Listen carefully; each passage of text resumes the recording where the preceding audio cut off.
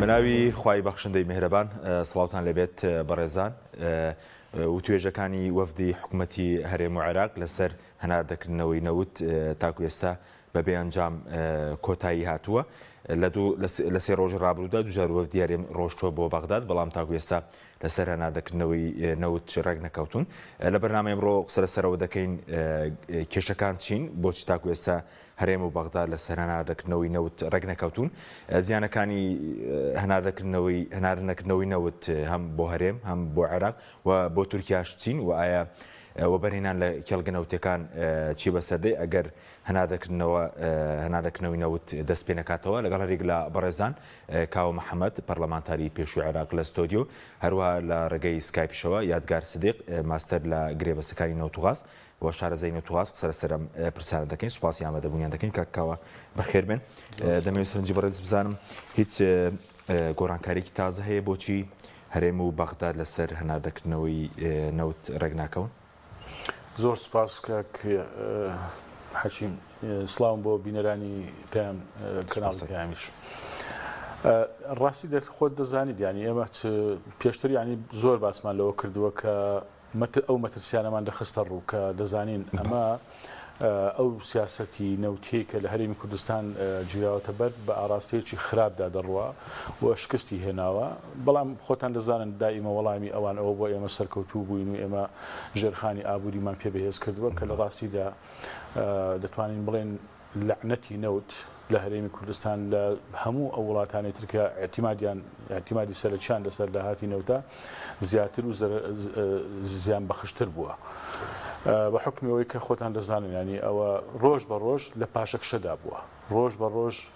تەسیراتی خراپی لەسەر ژیان و گوزەرانی هاوڵاتیان و لەسەرباری ئابووری هەرێمی کوردستان هەبووە ئێمە کاتی خۆی ینی بەڵایەکە لەسەر چی بوو لەسەر موچە پرۆژە خزمەتگوزاری و سیستەمی حکومڕانیش کۆی ژیان و گوزەران و ئابووری هەرێمی کوردستان و لەسەر دیوە سیاسەکەشی خۆتان دەزانن ینی نەوت کاڵایەکی سیاسیە تۆ بتێونەتەوێت لەبەرەوە ینی تەسیراتی زۆر خراپی هەبووە و کاتی خۆی ڕەنگە زۆر ئەو برادرانی کە دەسەڵاتیان بەدەستە زۆر بۆ قەڵز بوو بوون پێیان ناخۆش بوو بێ کە ئێمە باسمان لەوە دەکرد ئەوە شکستی هێناوە سەرنجام ئەو بڕیارەی دادگای فیدرالی لێکەوتەوە کە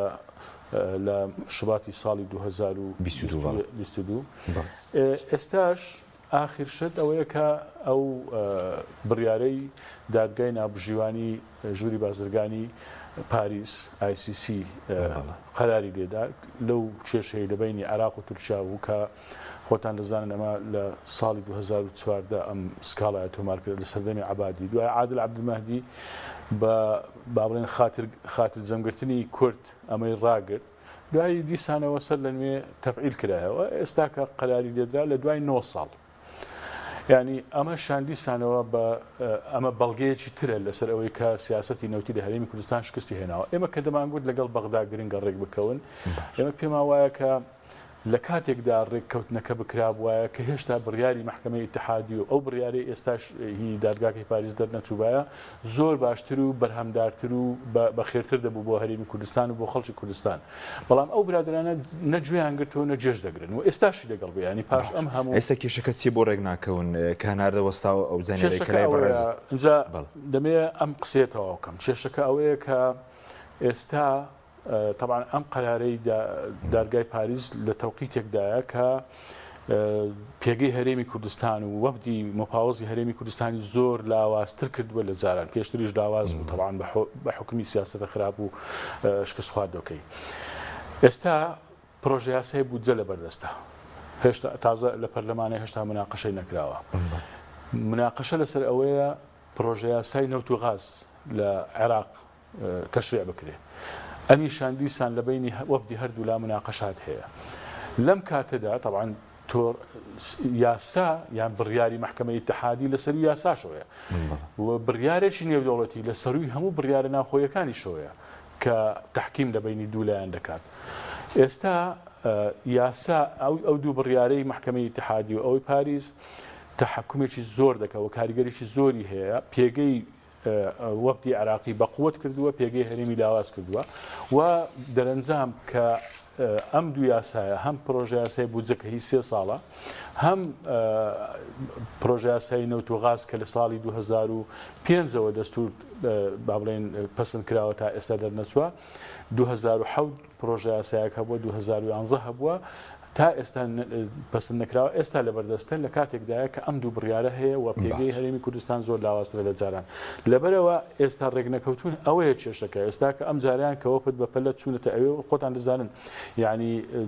فرۆشتنی نەوت یان با بڵێن هەناردەکردنی نەوت لە هەرێمی کوردستانەوە بۆ بەندەری جیهان لە دوای ئەو بڕیارەی پاریس وەستاوە ئێستا ئەمبارکردن باشە ئەو کۆمپانیانە بەشی چەند ڕۆژێک ئەمبارکردنیان هەیە ئیتر تەواو ناتوانن ئەو بکەن لەبەرەوە بەپەلە چوونەتە بەغدا بۆ ئەوەی لەگەڵ بەغدا ڕێک بکەون کات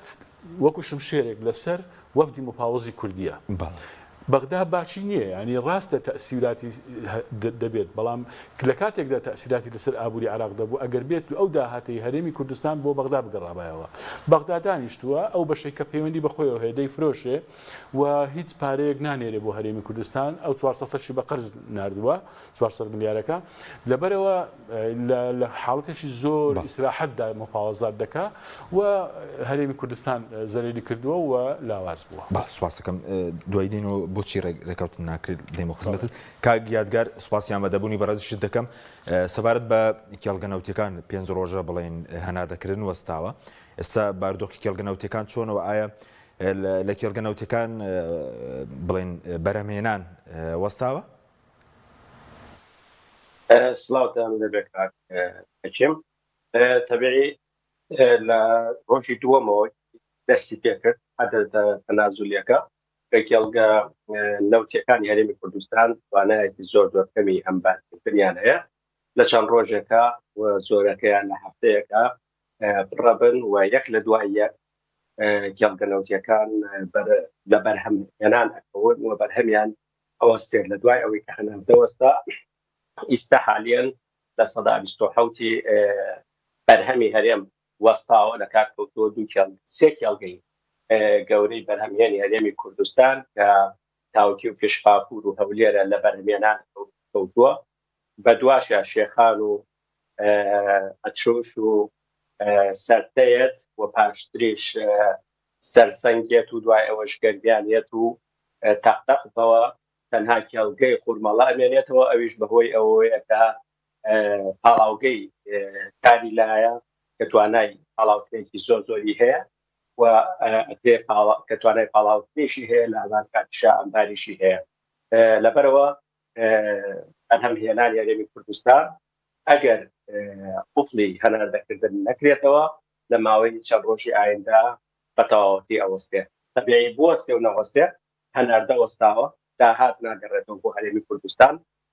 پێش ئەوەشی بوەستێ و پێش چەند مایەکیش هەرێمی کوردستان کێشەی داهاتی نەوتی هەبووە وەکو وەزانن لە مانگی نۆی ساڵی ڕابردووە هەرێمی کوردستان نەوتەکەی لە 90 بۆ 20 دلار کەمتر لە نرخی برێنتە فرۆشە کە جاران 11 بۆ 12 دلار بوو ئەمە وای کردووە کە داهاتێکی کەم بۆ هەرێم بگەڕێتەوە هەرێم نەتوانێت ئیلتیزاماتی بەرامبەر کۆمپانیا نەوتیەکان بە ئەنجام بگەێنێت لە ڕێکەوتنی نێوان هەرێم و کۆمپانیا نەوتیەکانە ئەوەیە کە دوای 2 مانگ لە فرۆشتنی نەوتەکە تا 3 مانگ ئەوپەڕی شایستەی کۆمپانیا نەوتیەکان بیرێ لە ئاخری مانگی سیا چەند ڕۆژێک پێش ئەوەی کە ئەم بڕیارە دەرچێ توانیوێتی شایستەی مانگی نۆ باواتە دوای 6 مانگ 4 مانگ دواکەوتووە لە شایستەی کۆمپانیا نەوتیەکانیش ئەوە غەیری ئەوە کە ئاشکرای لای هەموو کەسێکە ینی شتێک کەشف ناکەین ئەگەر بڵێن هەرێمی کوردستان لە چەند ساڵی ڕابردووە نەیتوانیوە بە شێوەیەکی لە کاتی خۆیان وە بە بەردەوام موچەی فەرمانبەران بە ئەوەشکە لە خزمەتگوزاری و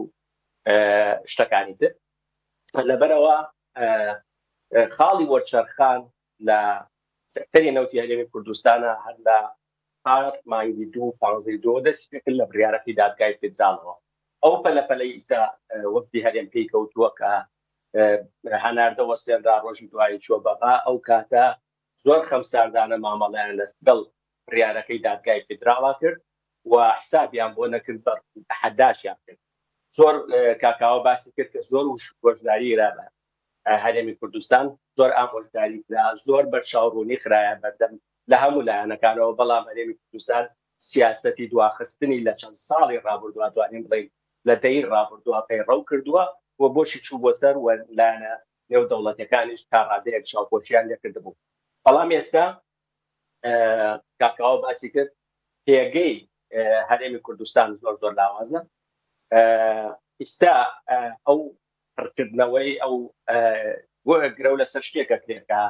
بازاڕی جیهانی پێویستی بە هەناردەی نەوتی هەرێمی کوردستانە ڕاستە نزیکی 9 ملیۆن بەرمیل بە ئەوەی کەرکووتیشەوە کە 100,000 بەرمیلەکە ماوانە لە بازار کەم بووەتەوە. بەڵام بینیمان لە مانگی ڕابردووە ئاراستەی نرخی نەوت لە دابەزی نابوو،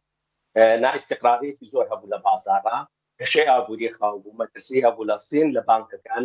نێ ئەوروپا، لەبەرەوە سعری نەوت لە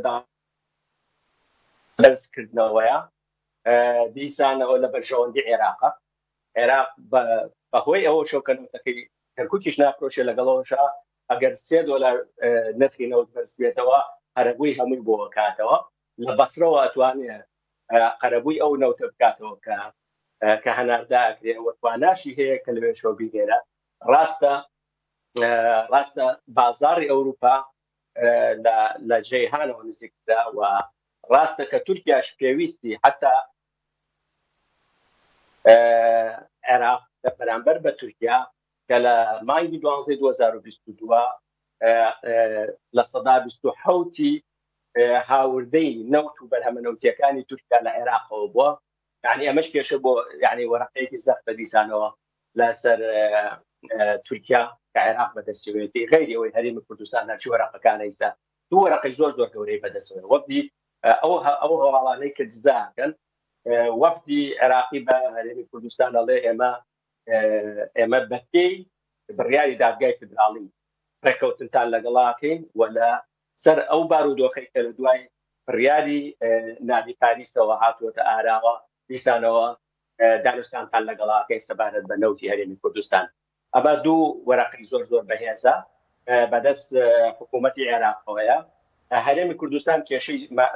دارایی بۆ دروستە بێ. ئەو مماتەڵەی کە کردی لە ماوەی چەند ساڵی ڕابردووە ئەبێتەوە قوعیش بکەین هەمان چەک وەزارەتی نەوتی عێراقی و حکوومەتی عێراقی بەرامبەر هەرێمی کوردستان بەکاری بێنێ بۆیە زیاتر موقفەکەی ئیحراج بکە، بۆیە زیاتر تەنازولی پێ بکە. هەرێمی کوردستان بەداخەوە ئەڵێم لە مەوقیفێکە شوێنی حەسوودی پێبردن نییە. باشە کاگیادگەر بە کورتی دواییش دێمەوڵات بەس سەبارەت بە ئێستا کە هەناردەکردن وەستاوە کۆمپانیەکان بەشێکیان لە کاردان بەشێکیان بەرهەمێنانی ڕاگرتووە، ئەو زیانەی کە بەر کۆمپانیەکان دەکەوێت دەبێت کێبیدا حکوومەت هەرێم تێچووی نەوتەکەی زیاتر لەسەر دەکەوێت ئەگەر ئەمە بەردەوام بێ ڕاگرتنەکە؟ تەبێ کۆمپانیا نەوتەکان تا ماوەیەک تەحملەکەن. نەوتەکان هاتوونەتە هەرێمی کوردستان و ئیسەش لە بەیانە مالیەکانیان یاخود بەیانەکانیانەکە بۆ مانگانە بڵاویەکەنەوە باسی ڕیسکەکانەکەن لە هەرێمی کوردستانە، باسی ئەو مەترسیانەکەن کە یەکێکیان لە هەرێمی کوردستانە کە ڕوبەڕوویانە بێتەوە دوو مەسەلەیان باس کردەوە بەردەوامیش لە راپۆرتەکانیانە باس نەکرێ کە ئەمەیان لەبەرچاو بۆ یەکێکیان گۆڕینی یاساکان لە عێراق و دیسانەوە گرتنەوەی دەواازەی کە عێراق هەرێمی کوردستان تاکە دەواازەی هەناردەکردنی نەوتی لە ڕێگەی تورکیاوەیە هەر کێشەیەکی ئەمنی یا سیاسی دروست بێ احتیمالی هەیە. یعنی کۆمپانیەکان ئەم ڕیسکانەیان لە نەزەری اعتیبارە وەرگرتووە، بەڵام لە قابلێشە قازانجێکی زۆریان کردو بۆیە ئەویان قبول کردووە. بەڵام لەگەڵ ئەوەشە کۆمپانیەکان تا ماوەیە کە توانن قوربانی بن بە زەرەرەکانیان یانگرتنەوەی هەر 72 ساعتی بەسەرا نەچوو کۆمپانیای ئێشکەیەن ئەفوکەیەچێن کە یەچێنی ئەمریکی بەیانێکی بڵاو کردەوە لە پاڵەوەی کە وتی داوامان لە بەرپرسانی ئەمریکا کردووە نفوزی خۆیان بەکاربێنن لە هەر سێ لایەنەکەی پێشەکەوە کە تەبیعی هەرێمی کوردستان غیر مباشر طرفە لەو دادبینی پاریسا. لەگەڵ ئەوەشە باکە ئەڵێ ئێمە پێشوازی لە هەر ڕێکەوتنێکەکەین کە گرێبەستەکان پیرۆزی گرێبەستە نەوتیەکانمان بەم نەسە پیرۆزی گرێبەستە نەوتەکانمان بپارێزێ و شایستەی داراییەکانمان باتێ. ئەمە بەڕێی من ئەمە ئاماژەیەکی زمنیە بۆ وەزارەتی نەوتی عێراقی کە ئێوە ئەگەر اعتراف بە گرێبەستەکانمان بکەن و ئەگەر ئامادە بن شایستەکانمان بێنن ئێمە کێشەمان نییە مامەڵە لەگەڵ ئێوە بکەین. ئەوەمان لەبیر نەچێت پێشتر حکوومەتی عێراقی کۆمپانیا نەوتەکانی هەرێمی کوردستانی خست بۆ لیستی ڕەشەوە مامەڵەی لەگەڵان ناکردن. مانگی پێشوو بینیمان کە ئەو کۆمپانیایی کە لە فۆرمۆر بەرهەمێنانی غازەکە هیلالی ئیماراتی لە عێراق دوو گرێبەستی گەورەی 20 ساڵەی پێبەخشرا کەواتە معادلەکان گۆڕاوە گۆڕانکاری هاتووە بەسەر وەزعەکانە مووقیفی عێراق و مووقیفە نیە کە لە ساڵی 2014 هەبوو ئێستا مووقیفێکی بەهێزتری هەیە مماتەلەکردن تاخیرکردن دیسان ئەوەی ترزەرە لە هەرێمی کوردستانە خۆمان زۆر تاخیر کەوتوین تەبیعی وەکو وتم و کاکاوەش ئاماژەی پێکرد حکوومەتی هەرێمی کوردستان لە بیدایەتەوە تاکو ئێستا لە مووقیفێکی وا لاوازان نەبووە کە وەکو وتم حەسوودی پێ نەبێت لەبەرەوە مووقیفی وەفتی دانوستانکاری هەرێمی کوردستان زۆر لاوازە دوو اختیاری لە بەردەما هەرێمی کوردستانیەکێکیان چارەسەرێکی خێرا ئەویش ڕێکەوتنە لەسەرەوەی بەزووترین کات نەوت هەناردە بکرێەوە داهات بێتەوە و ڕێکەوتن بکرێ لەسەر پرۆژە بودجەی هەرێمی کوردستان ئەمە ڕێکەوتنە خێرا و کورتکەوتاکەیە ڕێکەوتنە درێژکەوتاکەش ئەوەیە کە ڕێکەوتن بکرێت لەسەر یاسای نەوت و غازی هەرێمی فیدراڵی کە تایە واجبات و التیزاماتی تەرەفەکان دیاری بکرێت. بەڵێ سوپاس دەکەم کاکاوە سەبارەت بە بۆ چێریم و بەغداد ڕێک ناکەون وەفد ڕۆشتووە پێداواکاری عێراق داواکاری هەرێم چی بۆچی ڕێک ناکەون لەسەرەوەی کە هەناردەکە دەست پێ بکاتەوە؟ طبعا حکوومەتی هەرێم ئەو وەفدانی ئەم چەند ڕۆژە چەند وەفدێکیان چوونەتە بەغدا و وابزان دوو وەفد لە دوای بڕیارەکەی پاریسەوە چوونەتە بەغدا دەیانەوێت بە هەمان پێوەەر و زروفی پێش بڕیارەکەی پاریس تەعامل لەگەڵ بەغدا بکەن و بەغدا لیان بێتە پێش بەڵام بەغدا بێگومان ئەوان دەڵێن تازە تەواو ینی دوای بڕیاری دادگای پاریس لەگەڵ نابێتەوە پێش بڕیاری دادگاکە یعنی دوو فترەی زەمەنی جیاوازە وەرچەرخانێکە لە پەیوەندی نێوان هەرێم و بەغدا بەتایبەتی لە بواری نەوت لەبەرەوە ئەوان دەڵێن ئێمە هەم دادگای فدرالی یا بڕیاری دادگای فدرالیمان هەیە هەم بڕیاری دادگای پاریس هەیە و لەسەر ئەوە دەبێت بەپێی ئەوە ئێمە ڕێکەوتنەکە بکەین اینجا چ ڕێکەوتنی سیاسیە چ ئەوەی کە لە بودجە جێ دەکرێتەوە یان لە یاسای نەوت و غاز لەبەرەوە حکوومەتی هەرێم ئەوانەی بابڕین دەسەڵاتدار و دەستڕۆیشتون بەسەر کەیسی نەوت لە هەرێمدا خۆتان دەزانن هەمیشە پۆزی ئەویان لێدا کە ئێمە خۆمان سەر بەخۆ نەوت دەپرۆشین و ئەمە پەیوەندی بە مەسەلە نیشتیمانیەکانەوە هەیە بەم نرخە بە خەڵکیان دەپرۆشتەوە و بەتایبەتی ژەوانەی ئێمە کە ڕەخنەمان دەگریان داوامان دەکرد کە نەوتەکە تەسلیمی بەغدا بکرێ باشتر لە مەسلحەتی خەڵکە لە مەسلحەتی ئەسڵان حکوومەتی هەرێمی کوردستانیشە بەڵام جیان نەگرت یعنی بۆ نمونە نەوتی هەرێمی کوردستان ئەوەی کە یادگار باسی کرد کە نزیکەی $20 کەمتر لە نەوتی برند دەپرۆشرێت نزیکەی $9 و چەند سنتێک لە نەوتی عێراق $13 جیاوازی باشە پرسیارەکە لێرە ئەوەیە باشە خەڵک جێ خۆی حەقی خۆیەتی پرسیار بکە تۆ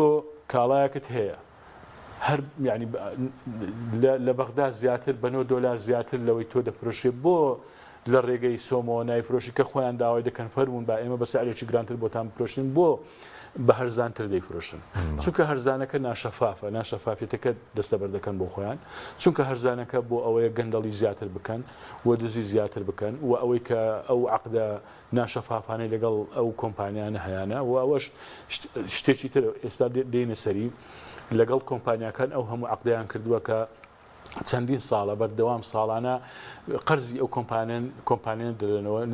نزیکەی 155 داهاتی نەوتی هەرێمی کوردستان بۆ قەرزی کۆمپانیەکان و ئەوەی کە پەیوەندی بە بەرهەمهێنان و ئەوانە تێچووی بەرهەمهێنان و ئەوانەوە هەیە سەرف دەکەن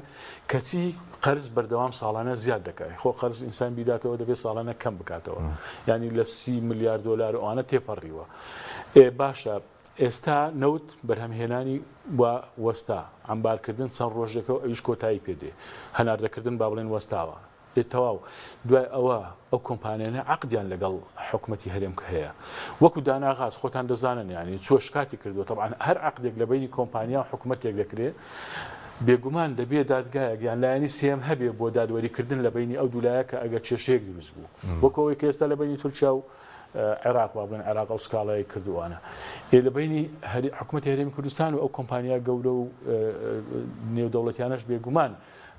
عقد دەبێ لایانی سێم هەبێ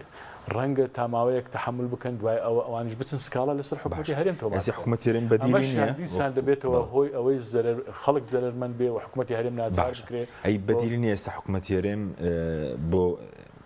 بەدیلەکەی چی ئێستا بۆ نمونە هیچ بەدیلێکی نییە بەدیلی تاکە ڕێگایەک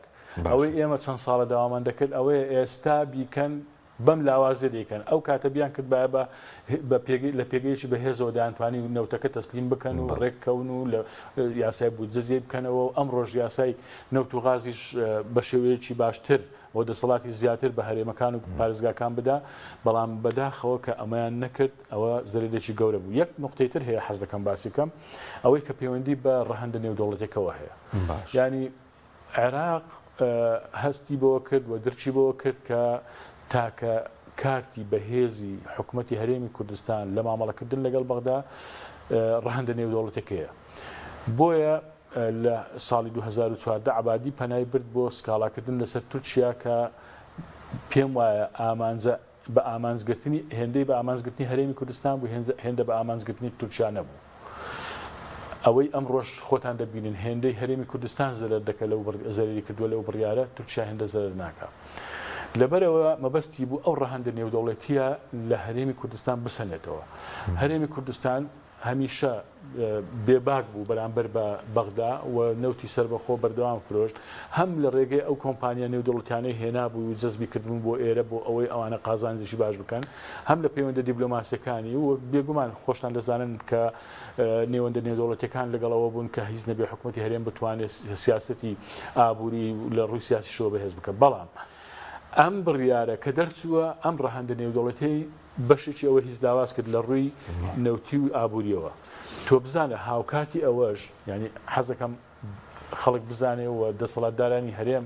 باش لەوە ئاگادار بنەوە بخوێنەوە کە ڕەهەندە نێودەوڵەتێکە هەر لە ڕوو ئابووریەکە نا لە ڕووە سیاسیەکەشی ئێستا کە لە هەموو لایەکەوە گەمارۆ درراوە ینی لە ڕووی با بڵێن نەکردنی هەڵبژاردن و درێژکردنەوەی تەمەنی پەرلەمان و حکومەت لە ڕووی پاشەکشەی ئازادی ڕادەربڕین ئەوە تا هەمووی بەیاننامە لە دوو بەیاننامە ئەوەی کە بەیاننامەکەی وەزارەتی دەرەوەی ئەمریکا ئەوەی فۆرن پۆلیسی کە بڵای کردێتەوە راپۆرتەکە ئەوە ئەمنیستی ئینتەرناشناڵ هەمووی ئێستا کە باسدەوە دەکەن جاران دەیانگوت عێراقەکەی تر جاران باسییان لە ئەو واحد دیموکراسی دەکرد کە هەرێمی کوردستان لە عێراق بەشەکانی تری عێراق زیاد دەکاتەوە وەکو نمونەیەکی جوان سەیران دەکرد لە ڕووی گەشەکردنی ئابووری لە ڕووی ئازادی بەڵام ئێستا هێندەی قسە لەسەر پاشەکشەی ئازادیەکانی ڕادەربڕین لە کوردستان لە هەرێمی کوردستان دەکەن هێندە لەسەر بەشەکانی تری عێراق ناکەن لەبەرەوە دەبێ بزاننەوە ئەم ڕەهەندە نێودەوڵەتیە نەک لە پاشەکشەی دەتوانین بڵین زۆر ئاواز بووە و لە ئاستا ئابووریەکەشی ئەم بڕیارەی هاتە سەر وەکو دەڵێ القشة التي قسمت ظهر البعير ووای کرد کە ئەمە بێتە هۆی ئەوەی کە دۆخی هەرێمی کوردستان بچێتە ئەو پەڕی لاوازی و پێم سەیرە ینی نازانم دامەزراوەیشان داناوە برادێک هەر ناوەناوە دێت لەسەر تەلەڤیزیۆن قسە دەکا ئیشی تەنها ئەوەیە ڕەدی ئەو بەیاننامە و ڕاگەیەنراوانە بداتەوە کە لە نێوەندە نێودەوڵەتەکان لەبارەی هەرێمی کوردستان دەبستن کاکە لە جیاتی ئەوەی خەریکی وەڵامدانەوەی بێناوەڕۆک و فشۆڵی ئەم نێوەندە نێودەوڵەتیە کاریگەرانە بن بڕۆن وەزعی خۆتان چاک بکەن ماڵی خۆتان ڕێخەنەوە ئەوە تەفەرمو هەر لە دۆخی ئازادی هەر لە دۆخی مەسەلەی هەڵبژاردن لە بینی یەکێتی و پارتی خۆشتان یعنی یەکێک لەو گرفت و با بڵێن خاڵە لاوازانەی کە هەرێمی کوردستان هەیەی ئێستا کە فەرمو یەکێتی و پارتی کە دوو حزبی سەرەکی و متەنەفیزی ناو حکوومەتی هەرێمی کوردستانن لە مامەڵەکردن لەگەڵ بەغدا لە مامەڵەکردن لەگەڵ دەوروبەر لەگەڵ ناوەندە نێودەوڵەتەکان جیاوازیەکان زۆرە ینی زۆر دوو تێڕوانینی جیاوازە لەبەرەوە ئەمە شاندیسان بۆتە خاڵێکی تری لاوازی کە بەغدا دەتوانێت ئیشی کاری لەسەر بکە و بەڵام بە نەتیجە لە زەرری خەڵکی هەرێمی کوردستان. سوپاس دەکەم کاگیادگار سوپاس دەکەم ئەگەر بە کورتی دەخولەکێکمان مابوو سەبارەت بە هەناردە پێ دوایە چ کاتێک هەناردە دەست پێ دەکاتەوە سەبارەت بەوش کە قەرەبوو ئێستا کێشێک هەیە لە ڕاگەانەکان کێ دەبێت قەرەبووە کە بدا ئەوە چۆنە؟ طبيعي استكوتوتا دەست حکوومەتی عێراقی تورکیا تۆپەکەی خستە ئاچی هەرێمی کوردستان حکوومەتی عێراق و هەرێمی کوردستانەوە وتی من لەسەر داوای حکوومەتی عێراق وەزارەتی نەوت و سۆمۆ هەنارداکەمەوە کەواتە ئۆپشن لەگەڵ یەکارڕێکەوە نیستە تۆپەکە لە بینی ئەمانە هەر کاتێ سۆمۆ عاز بدا ئەو وەختاکرێتەوە تەبیعی تا ئیستا وایە و دوێنێ ڕۆژنامەیەک یاخود سایتێکی بەریتانی کە لەسەر تەرکیزی لەسەر میدل ئیست و یاخود میدل ئیست ئای ناوە نۆرث ئەفریکایە راپۆرتێکی درێژی بڵاو کردەوە لە بەشێکیا لەسەر ئەم کێشەیە لە بەشێکە قسەیەکی تایە کە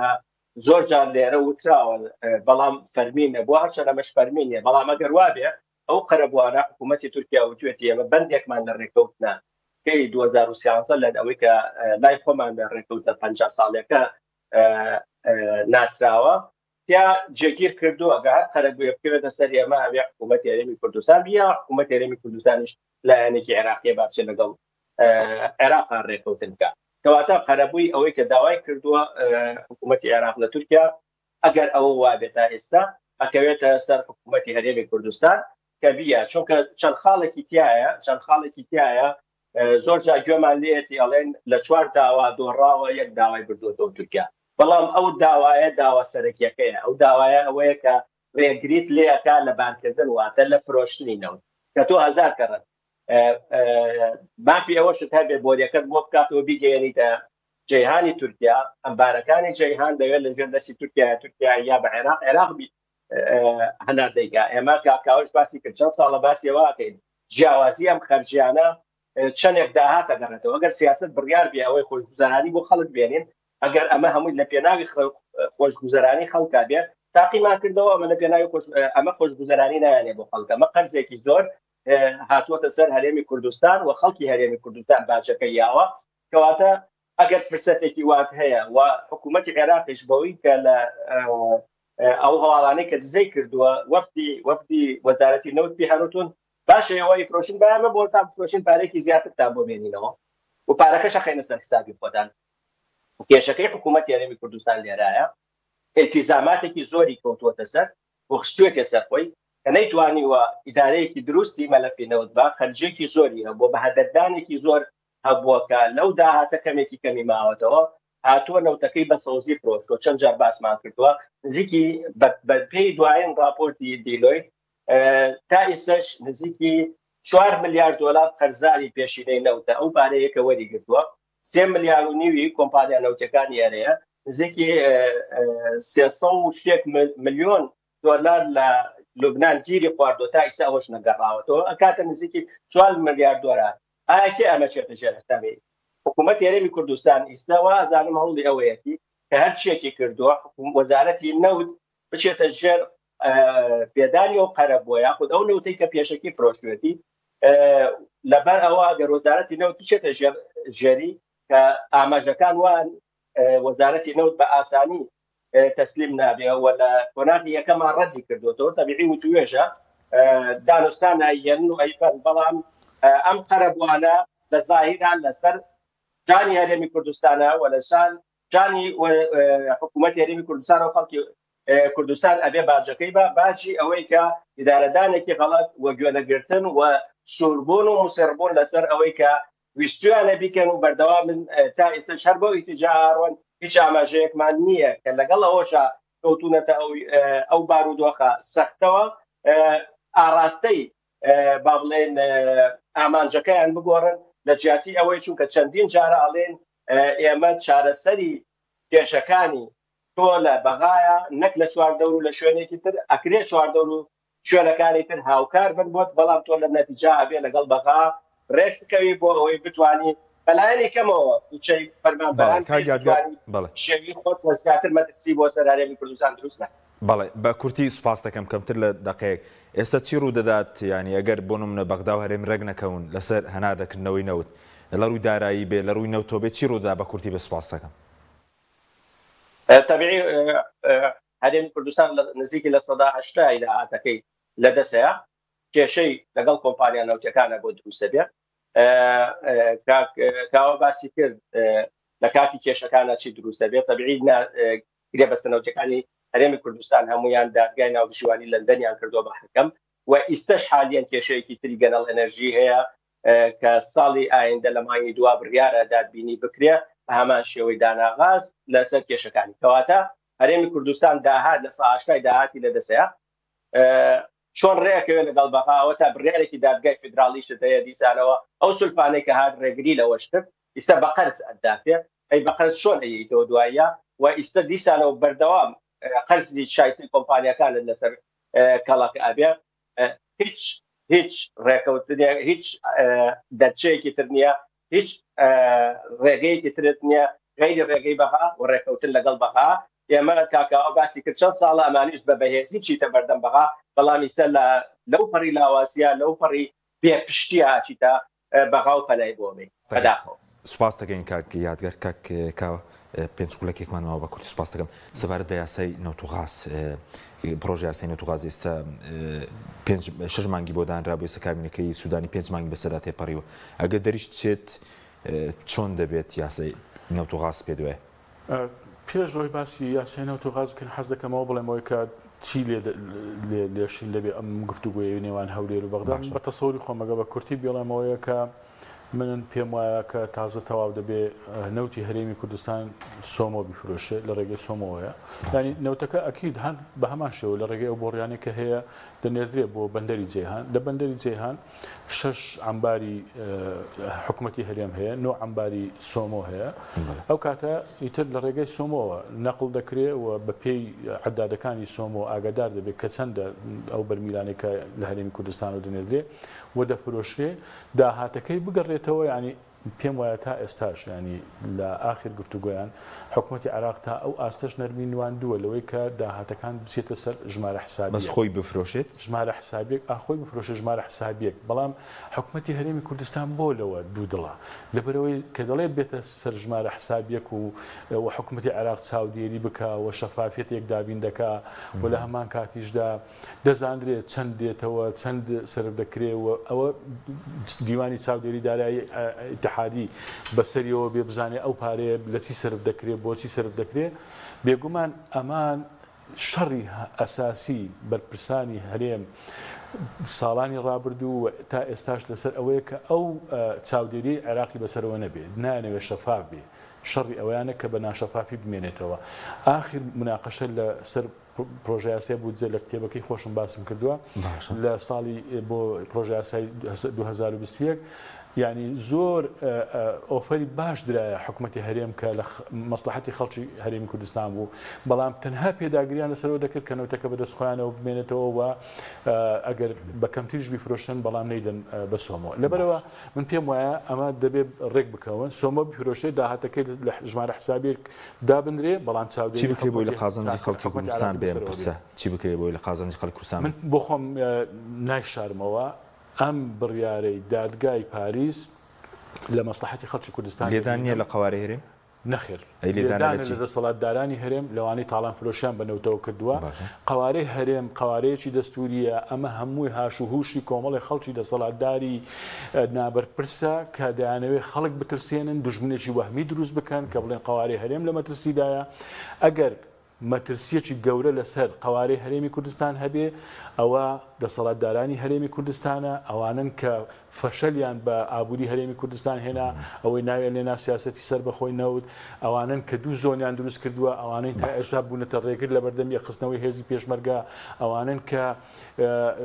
دژایەتی ئازادی دەکەن ڕێگری لە خۆ پیشاندان دەکەن خەڵک سەرکوت دەکەن ئەمانە قوارەی هەرێم یاسای نەوتوغاز لە بەرژەوەندی هەرێمدانا نەوتوغاز بۆ خۆم پێم وایە لە دوای دەرچوونی بڕیاری پاریس دەسەڵاتەکانی هەرێمی کوردستان زۆر کەمتر دەکاتەوە لەوەی تەوەقع دەکرا بە پێی مادەی 111 و 112 بۆی دابنرێ باش هەرێم بۆ قوربانی لە بینی تورکیا و عێراق من پێم وانە پێم وایە دەسەڵاتدارانی هەرێمی کوردستان قوربانی سەرەکی دەبن و ئینشاءڵڵا چیتر ناتوانن دەست بەسەر ئەم هەموو داهات و سەرەوەت و سامانی هەرێمی کوردستان بگرن و خەڵک باشە کتێبێکی نووسی بوو لەسەر کتێبێکی شتێناوە لەگەڵ خۆر دەستخۆڕێ کتێبەکەت یاداشتی دایە لەسەر مەترسیەکانی نەوت کە یادەشەکانی بەڕێستە لە 2014 تا 21 ئەم کتێبە وەکو بە پرسیارەتێکی خۆم ینی بەرامبەر بە خەڵک بۆ بە شەفافێتەوە وردەکاریەکان و نهێنیەکانم باس کردووە لەم ماوەیە دەرچوو لەلایەن ناوەندی غەزەل نووسەوە چاپ کراوە. باشە چی تێدا بە کورتی بە کورتی ینی لە ڕاستیدا من ئەو شتانم باس کردووە کە خەڵک تامەزرۆیەتی بیزانین نهێنیەکانی پشتی پەردە ململانەکانی نێوان هەرێم و بەغدا کێشەی نەوت کێشەی بودجە و یاساکانی بودجە و دارایی بەشە بودجێ هەرێم بۆ ئاوای لە هات لە 17 بوو بە لە 12.6 بۆچی حکوومەتی هەرێم مەسەرەن تێڕوانینی چۆن بووە بەغدا تێڕوانینی چۆن بووە بۆ ئەو ململانیانی لە نێوان هەولێر و بەغدا هەبووە ئەو پاشخانەی کە ئێستا ئێمە ئەو کێشەی باسی دەکەین پاشخانەکەی چی بووە ئەوەی هەبووە لە ڕوانگەی خۆمەوە و ئەوەی ئاگدار بووم لەم کتێبەدا باشە بە کورتی ڕەنگە زۆر خەڵک پرسیار بکەوەیەتی دایە کە پرسیاران لێکەی سیاسەت عاقڵیان شادە لە کتێبەکەدەوەت یاداشت کردووە؟ وەڵای لە ڕاستیدا ئەمەیانم یاداشت نەکردووە هەندێک برادەر وەکو بەڕێزداوە باسییان کردوتان خۆزیە باست کردووە بەڵام من ڕاستەکەی لایەنێکم لەبەر چاوگرت